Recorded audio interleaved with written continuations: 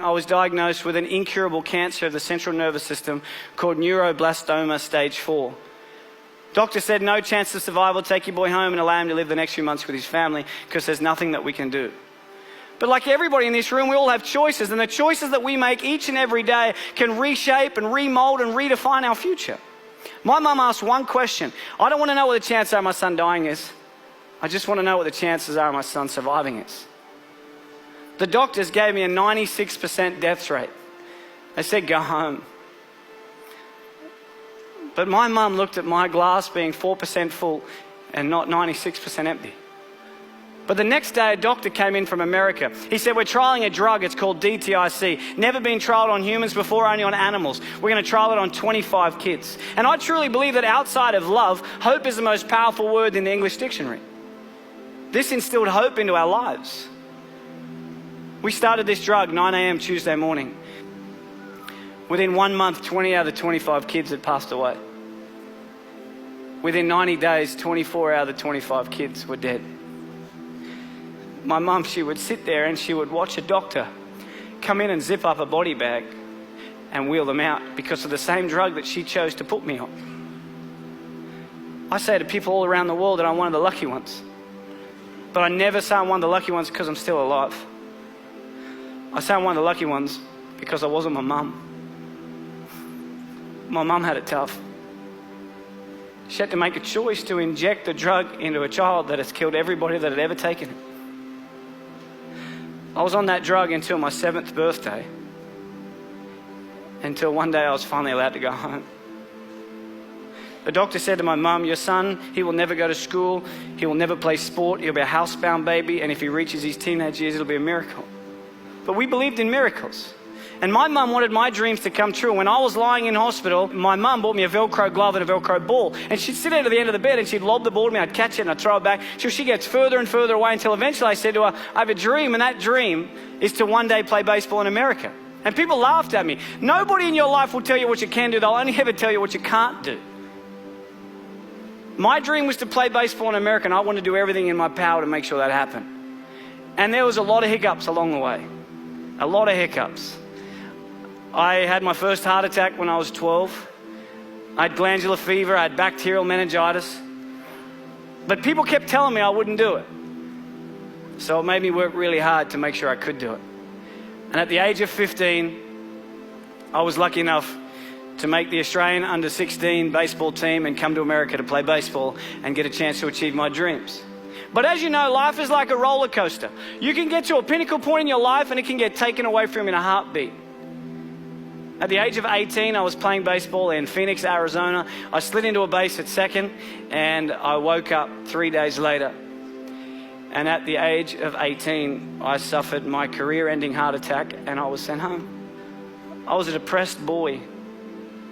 I thought life wasn't fair.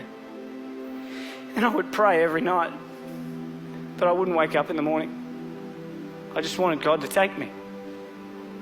But I kept waking up every morning. Yet every time I've been knocked down, I always remember what my mum's taught me. Son, it doesn't matter how many times you get knocked down. It's about how many times you get back up that truly determines the quality of your life.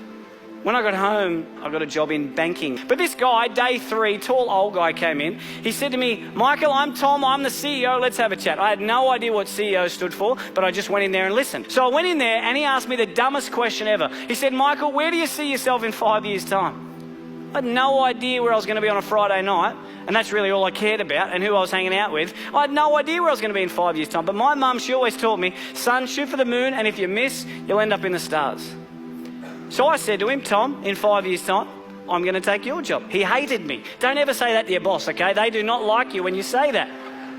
But within 12 months, I was the youngest bank manager in Australia. Within 2 years, youngest area manager. 3 years, youngest state manager. Within the 4th year of being with this company, I was the youngest national sales development manager for one of the largest companies in the world. At the age of 23, I had 600 staff, had 120 banks around Australia and New Zealand. I made lots of money. I lived in $1 million house, had a $100,000 sports car, wore the Armani suits and the Rolex, and I reported directly to my mate Tom. But can you imagine if we look at success not about the materialistic possessions that we can take from this world, but rather what we can give back to this world that makes it a better place than what we found it?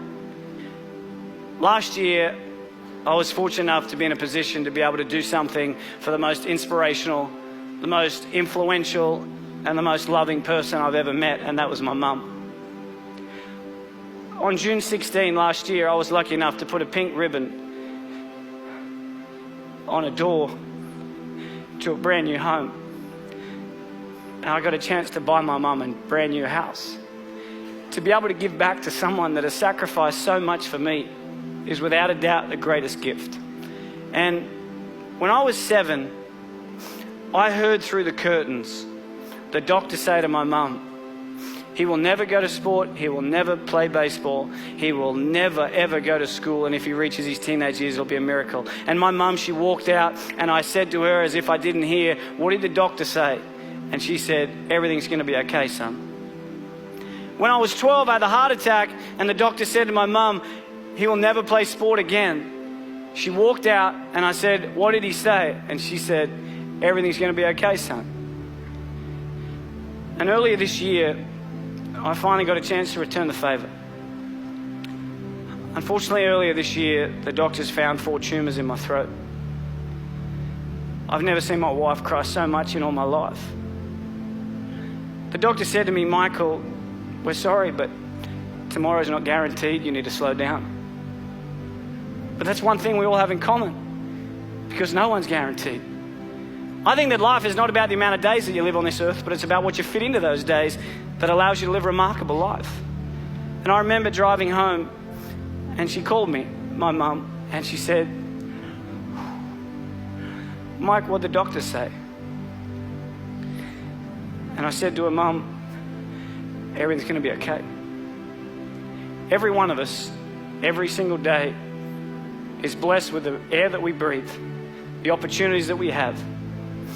And I challenge you every single day to get out of bed and do something that your future self will be proud of.